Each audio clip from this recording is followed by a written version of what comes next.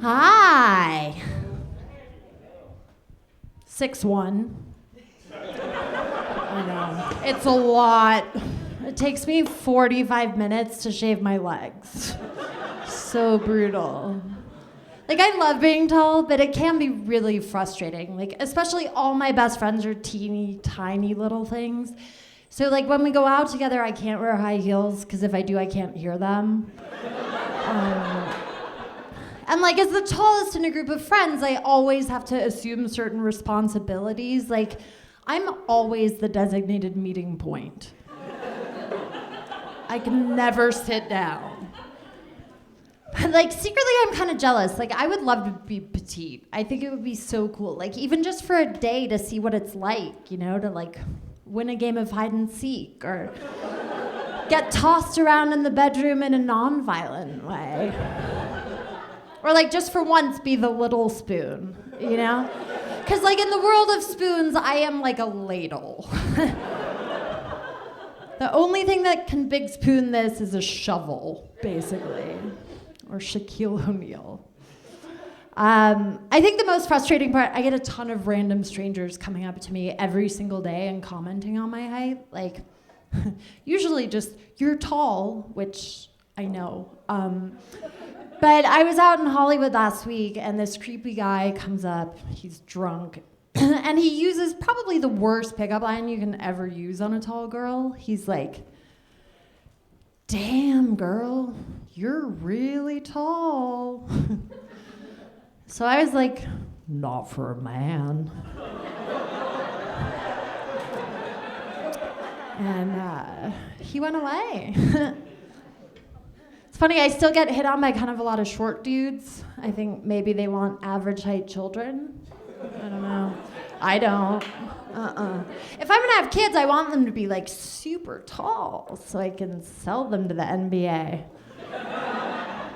I'd never see them again. I did date a short guy once though, for a while, and I really liked him. Like, I was super bummed it didn't work out, but like certain things got kind of weird. Like, we would hold hands and his arm would be like this, you know? And I couldn't sit on his lap because if I did, he couldn't see. And in the bedroom, it was like really hard for us to kiss and have sex at the same time, like because of the different torso lengths. So like I would be like, and he'd be all. And like I could never actually fall asleep in bed with him because I felt like what I imagine, you know, new parents feel like when they have their newborn in bed. Like, if I roll over wrong, I'm gonna crush him and he'll die. So these days I have a rule, like, you have to be at least 5'10" to ride this ride. Yeah. Unless you're super rich. And terminally ill. Anyone? Damn. Still single. It's hard dating in this town, and I really want to get married. I do. I want a husband. I want a wedding. Actually, I don't really want a husband. I want a wedding, and I want to wear a frilly dress and a tiara. Like, basically, I want a quinceañera.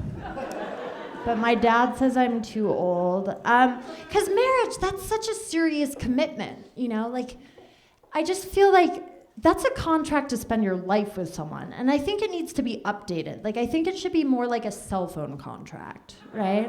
Like, for 2 years, it's impossible to get out, even with patchy communication. You just have to work through it. But at the end of 2 years, you have the option to renew for another 2 years, upgrade to a family plan, or get out and find a better service provider, right? Thank you. Yeah, and like, how cool would it be if you could treat your spouse like your cell phone? Like, if it's annoying you, just turn it off and leave it in the car. If your friend has a better one, you can borrow it. You know, as long as you give it back after. It could vibrate. Amazing. No more divorce ever. Ladies aren't even on board for that one. All right. I'm trying to be optimistic though. Like, maybe I just haven't met the right person. I don't know. I'm bad at dating. Like, my parents are amazing. They've been married almost 42 years now, to 7 different people. But still, like, not at the same time. We're not Mormon or anything like that. But like, if most of you guys have like a family tree, I would say we have more of like a family tumbleweed. Big old mess that keeps rolling along, picking up dirt and debris. Like, none of us know how we're related to anyone else. We just know not to bang each other. Because we're not Mormon. I got some really exciting news recently, though, you guys. We have a new child in the family. My new stepmom. Yeah, seriously. My dad is 76 and just married lucky number 4, his soulmate du jour. And I really admire his optimism. You know, it's cool. But it's funny, I actually have a lot in common with his future ex-wife, too. Like, we're both 6 foot and blonde and way too young to be married to my dad. But she's skinnier than me with bigger boobs, so obviously I don't like her. She's actually cool, but like, I feel like I have to bring her down a couple notches because of that. So like, when we're in public, I like to call her pretty much the worst possible thing a 30-year-old woman can call a 38-year-old woman. Mommy. And I bribed all my nieces and nephews to call her grandma. 38. Yeah. But I think there's one person on the planet who I like to mess with more than her, and that's my dad. I've always been a bad kid, but when I was back in high school, he left me home alone unattended. And I decided to throw a party, right? And he came home early from his trip and busted me. And the only thing I could think of to do at the time was to be like, surprise! I threw you a party. And not like he believed me, but because he laughed, I got in less trouble, right? And I feel like I was onto something here, you guys. And feel free to use this, right? Like, if you're ever in an awkward situation, if you just act like that's exactly what was supposed to happen and yell surprise, it'll all work out, right? Like, let's say your spouse walks in on you cheating. Be like, surprise, we're having a threesome. Get in here. Yeah, you never specified what sex you wanted the third person to be, so this is your fault. Or like, your parents walk in on you having sex. Just be like, surprise, I'm sexually active. Yeah, I planned you a presentation. Meet my boyfriend.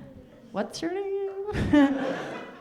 Or you have a one-night stand and then realize you never want to see the person again. Just be like, surprise, that'll be $200.